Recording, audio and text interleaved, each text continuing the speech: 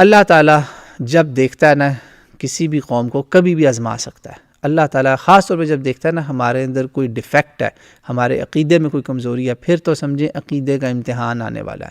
اسی لیے ہمیں دعا سکھائی گئی، اللہم لا تجعل مصیبتنا فی دیننا، دین میں یا اللہ ہم پہ کوئی مصیبت نہ آئے. تو اللہ کبھی بھی فتنے میں ڈال سکتا ہے کسی بھی قوم کو، ہر ایک نے فتنے سے گزرنا ہے.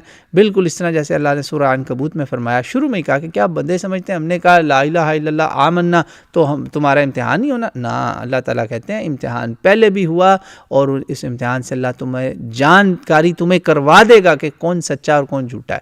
سچے اور جھوٹے کا فیصلہ اس امتحان پہ ہونا ہے. کذاب اور مومن کا فرق انہی امتحانوں سے پتہ چلتا ہے. تو دعا کریں، پہلی تو یہ دعا کرنی چاہیے، یا اللہ ہمیں نہ آزمانا، ہم پہ کوئی ایسی دینی آزمائش نہ آئے، دین کے اندر کوئی فتنہ آزمائش مصیبت نہ آئے، دینی ابتلا نہ آئے. یہ اللہم اقسم لنا مشہور دعا ہے، الکلم الطیب علامہ ابن قیم کی اس میں، اور صحیح اس کی ساری اسناد ہیں، مشہور ہے.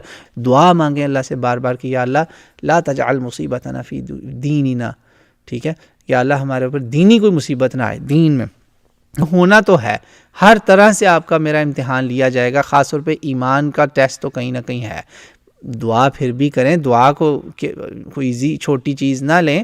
دعا کریں کہ اللہ ہمیں بغیر امتحان کے ہی پاس کر دے، ہمارے اوپر دینی امتحان نہ آئے. ہم اس قابل کہاں ہیں کہ ہم آزمائے جائیں؟ کبھی نہ گئے ہاں میں تیار ہوں لے میرا امتحان، اس طرح کا متکبرانہ جملہ لیں گے تو پھر گئے، پھر تو شیطان صاحب کھڑے ہوں گے آپ کو، ہاں آ گیا یہ میرا ہی ہے. تکبرانہ کوئی سوچ ایسی نہیں رکھنی. تو